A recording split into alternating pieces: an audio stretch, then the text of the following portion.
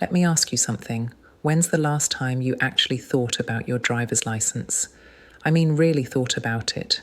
Not just where it is in your wallet, but what it represents. For most of us, that little plastic card is so much more than permission to drive. It's freedom, it's independence, it's the ability to visit your grandkids without asking for a ride, to go to the doctor on your own schedule, to run to the store when you need something. It's dignity. And right now, across the country, that independence is being challenged by a wave of new regulations that most people don't even know exist yet. I'm talking about significant changes to how drivers over 65 are being evaluated, tested, and certified to keep their licenses. Now, before you think this is just another rant about government overreach, hear me out. Because what I'm about to share with you could mean the difference between walking into your DMV prepared and confident, or walking out confused, frustrated, and possibly without your license. We're going to cover the 4 major regulatory shifts happening right now, why they're happening, and most importantly, exactly what you need to do to protect your driving privileges. Because here's the thing, these changes aren't going away, but with the right knowledge and preparation, you can navigate them successfully. So let's get into it. The real story behind these changes. Okay, first things first. We need to talk about the elephant in the room. Why is this happening now? Look, I'm not going to sugarcoat it. The data coming out of traffic safety studies over the past decade has raised some red flags. We're seeing an uptick in certain types of accidents involving older drivers, particularly intersection collisions, backing accidents, and incidents related to failing to yield. But here's what drives me crazy about how this conversation usually goes. The media loves to run these sensational stories about dangerous elderly drivers that paint everyone over 65 with the same brush. That's not fair and it's not accurate. The reality is far more nuanced. Most seniors are excellent drivers. You've got decades of experience. You know how to read traffic. You're less likely to speed or drive recklessly than younger drivers. You don't text and drive. You wear your seatbelt. You're statistically among the safest drivers on the road. But, and this is important, age does bring physical changes that can affect driving ability. Vision naturally declines. Reaction time can slow down. Medications can have side effects. These aren't moral failings. They're just biological realities that affect some people more than others. So state legislatures across the country have been responding to the data, the lobbying from safety advocates, and honestly, the liability concerns from their legal departments. The result? A patchwork of new regulations that vary wildly from state to state, but share some common themes. And that's what we need to talk about today. Change number 1, the renewal cycle squeeze. Here's something that's flying under the radar, and it's going to affect millions of people in the next few years.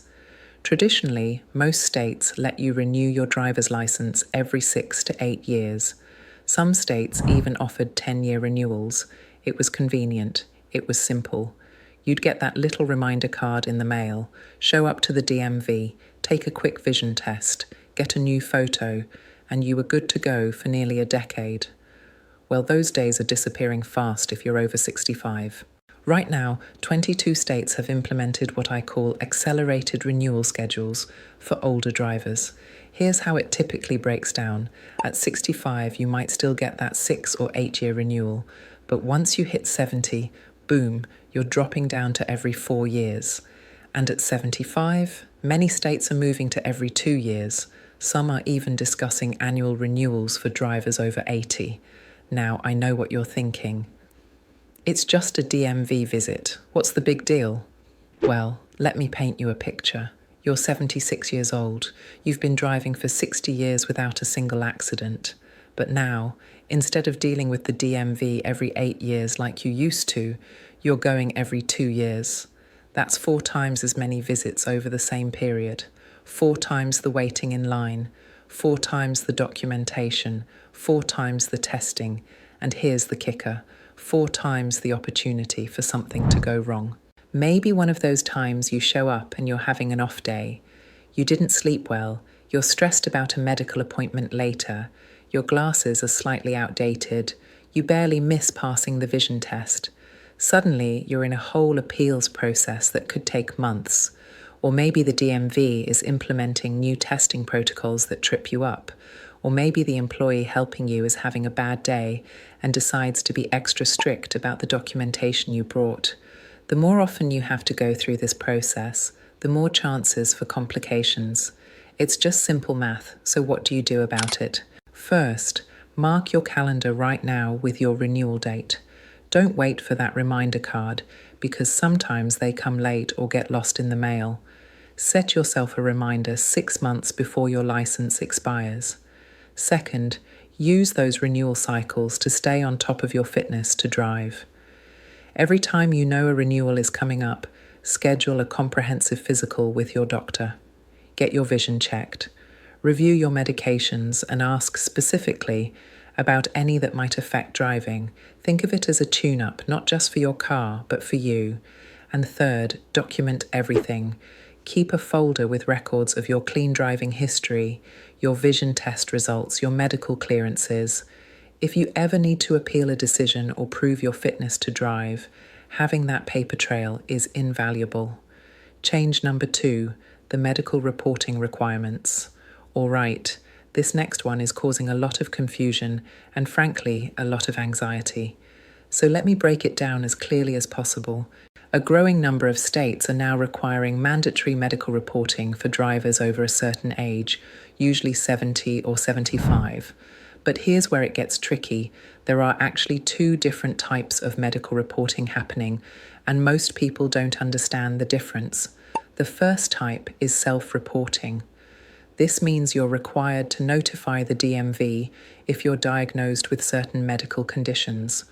We're talking about epilepsy, certain heart conditions, uncontrolled diabetes, dementia, severe sleep disorders, and conditions that cause loss of consciousness. Now, this isn't new. Most states have had self-reporting requirements for decades.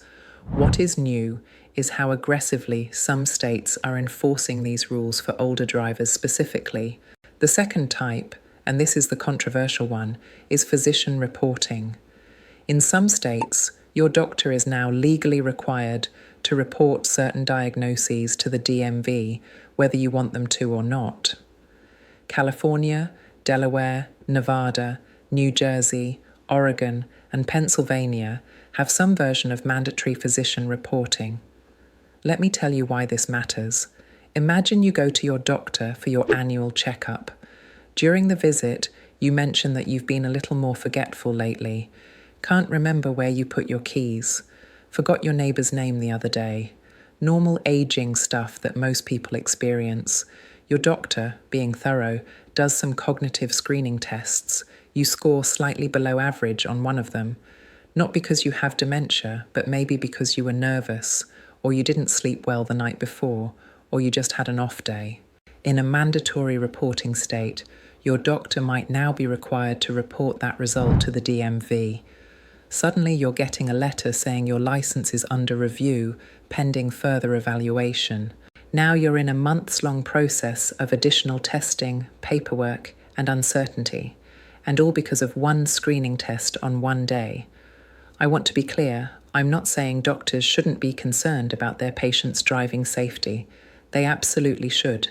But mandatory reporting can create this chilling effect where seniors stop being honest with their doctors about symptoms because they're afraid of losing their license. That's dangerous for everyone. Your doctor can't help you if you're not being truthful. And untreated medical conditions are far more risky for driving than conditions that are being properly managed. So here's my advice. Know your state's reporting laws. You can find this information on your state DMV website or by calling them directly. Ask specifically whether your state has mandatory physician reporting or just self-reporting requirements. If you're in a mandatory reporting state, have an honest conversation with your doctor. Ask them what triggers a report. Ask them what you can do to maintain your driving fitness. Most doctors don't want to report their patients unnecessarily, but they also have legal obligations. Working with them proactively is your best bet, and if you're diagnosed with something that might affect your driving, don't hide it. Get it treated. Follow your doctor's recommendations, because an unmanaged medical condition is a far bigger threat to your license than one you're actively addressing. Change number 3, the testing gauntlet. Remember when renewing your license meant reading a few lines on an eye chart and maybe retaking the written test if it had been a really long time since your last renewal? Yeah, those days are fading fast. What we're seeing now is a dramatic expansion in the types of testing that can be required for license renewal, especially for drivers over 65. And this is where things can get really unpredictable. Let's start with vision testing because this one has changed the most. The old standard was pretty simple. Stand here, look at the chart, read line 5. If you could see 20/40 in at least one eye, you passed. But now, many states are implementing what they call comprehensive vision assessments for older drivers. This isn't just about how clearly you can see. They're testing your peripheral vision to make sure you can see cars approaching from the side or pedestrians stepping off the curb. Your depth perception, which is crucial for judging distances when merging onto highways or parking. Your contrast sensitivity, which affects your ability to see in low light, fog, or rain. Your glare recovery, basically how quickly your eyes adjust after being hit with bright headlights at night. And here's the thing, you can pass the traditional eye chart test with flying colours and still fail these additional assessments. I've talked to people who had 20/30 vision, better than the requirement, but failed the contrast sensitivity test and had to get additional evaluation. Then there's cognitive testing. This one's newer and way more controversial. Some states are experimenting with brief cognitive screening as part of the renewal process. They might ask you to remember a series of numbers, identify patterns, or complete simple problem-solving tasks. The stated goal is to identify early signs of dementia or cognitive decline that could affect driving safety. But the execution is problematic. These are quick, high-pressure tests administered in a DMV waiting room. That's not exactly an ideal environment for accurate cognitive assessment. And finally, there's the behind-the-wheel test. Now, most states don't automatically require a road test for older drivers.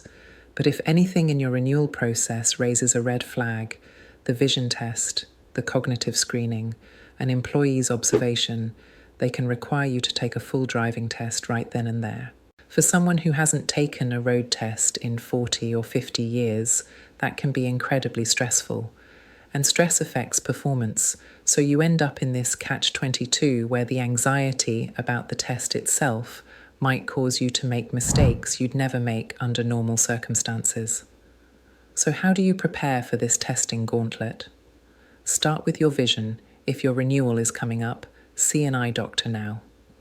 Get a comprehensive exam that includes all these measurements: peripheral vision, depth perception, contrast sensitivity, the works.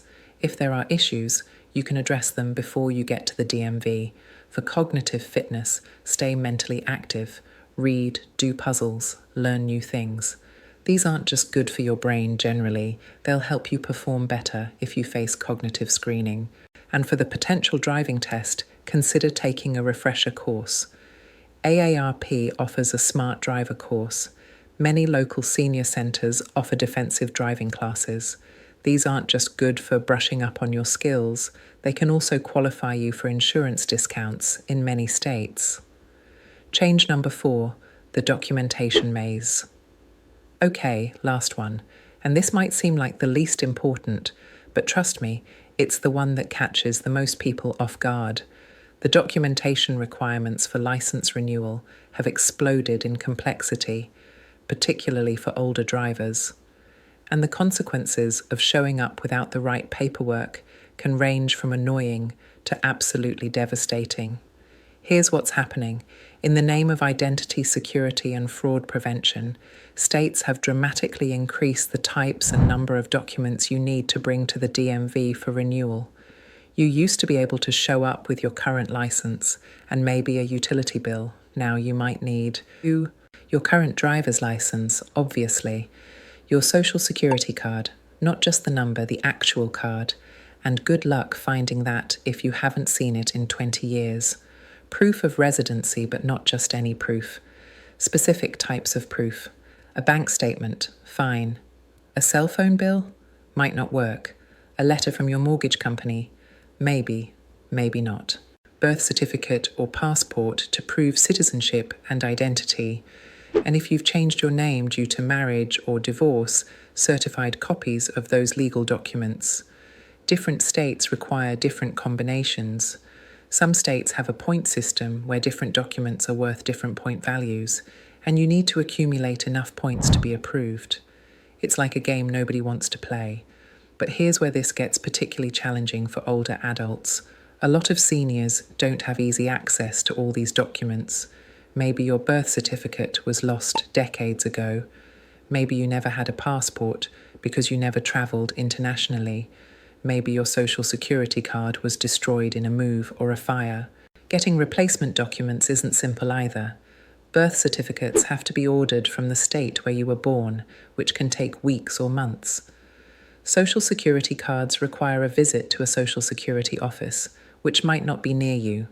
It's a bureaucratic nightmare. And if you show up to the DMV without everything you need, they turn you away, no exceptions. So you've potentially driven a long distance, waited in line for hours, only to be told, sorry, come back when you have the right paperwork. For some people, particularly those with mobility issues or limited transportation options, making multiple trips to the DMV isn't just inconvenient, it's a genuine hardship. So here's your action plan. Right now, today, start gathering your documents. Don't wait until your renewal notice arrives.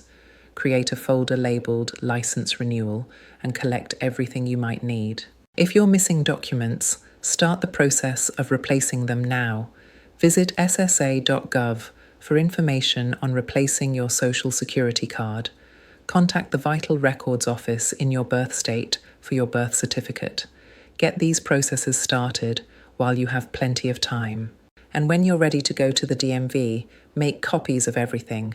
Bring both originals and copies, and bring extras of your proof of residency, 2 different utility bills, a bank statement, and a piece of mail from a government agency. Redundancy is your friend here. What this all means for you. Look, I'm not going to lie to you. These changes are making license renewal more complicated, more time-consuming, and more stressful for older drivers. That's just the reality. But here's what I want you to understand. These regulations, frustrating as they are, aren't necessarily targeting you personally or trying to push seniors off the road.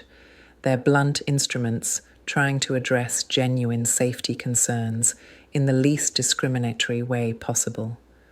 Could they be implemented better? Absolutely.